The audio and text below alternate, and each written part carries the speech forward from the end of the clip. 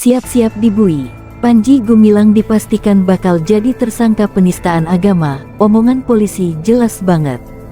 Yang bersangkutan menjawab semua dan mengakui bahwa apa yang di video itu adalah benar. Itu statement up dan memang benar yang dilakukan oleh yang bersangkutan. Perlu kami tambahkan bahwa kami sudah memeriksa 4 orang saksi, kemudian 5 orang ahli, dan juga terlapor. Ini sudah cukup untuk kami meyakini bahwa ada perbuatan pidana. Jadi kami berharap proses hukum ini akan menjadi proses yang lebih adil buat semua, sehingga masyarakat yang tadinya merespon dengan pergerakan massa dan kemudian cenderung dikhawatirkan bisa berhadapan-hadapan antara massa yang pro dan kontra di Al Zaitun, maka kami berharap proses ini selesai di ranah hukum. Jadi saya kira ini memang problem yang harus dipecahkan. Bagaimanapun hukum kan harus ditegakkan. Apalagi delik penistaan agama yang dilakukan oleh dia itu tidak main-main, karena dia menyatakan bahwa Al-Quran itu perkataan Nabi Muhammad. Jadi bukan hanya satu ayat dia menistakan, tapi seluruh ayat. Ahok saja yang satu ayat itu masuk penjara, apalagi ini Panji Gumilang seluruh ayat. Bahkan dia menyatakan bahwa Tuhan itu tidak mengerti bahasa Cirebon, bahasa Indramayu dan sebagainya.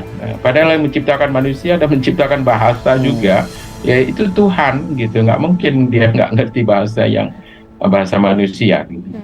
Pimpinan Pondok Pesantren Al Zaitun Panji Gumilang berpeluang besar menjadi tersangka dalam kasus dugaan penistaan agama setelah status perkaranya dinaikkan ke tahap penyidikan pekan lalu.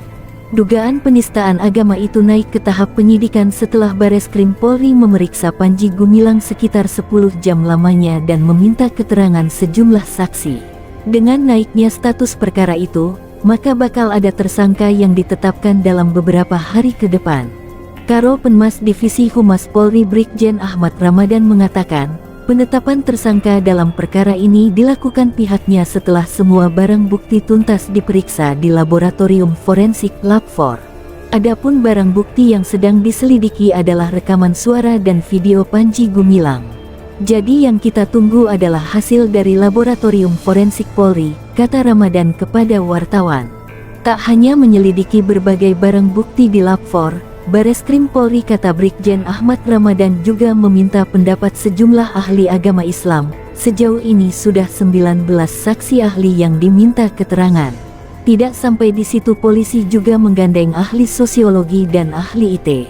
Hal ini untuk mengungkap kasus ini. Setelah kita melakukan pemeriksaan pada saksi-saksi ahli dan beberapa yang kita dalami saksi dan juga hasil dari laboratorium forensik Bareskrim Polri, maka kita akan melakukan gelar perkara, tentu untuk menentukan seperti disampaikan oleh Dirtipidum Bareskrim Polri, diyakini adanya tindak pidana. Tentu langkah berikutnya gelar perkara kita menentukan tersangka, beber Ramadan.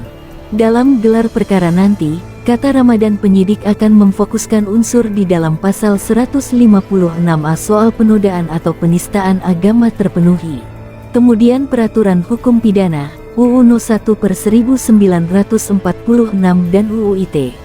Masing-masing ancamannya berbeda, demikian Ramadan.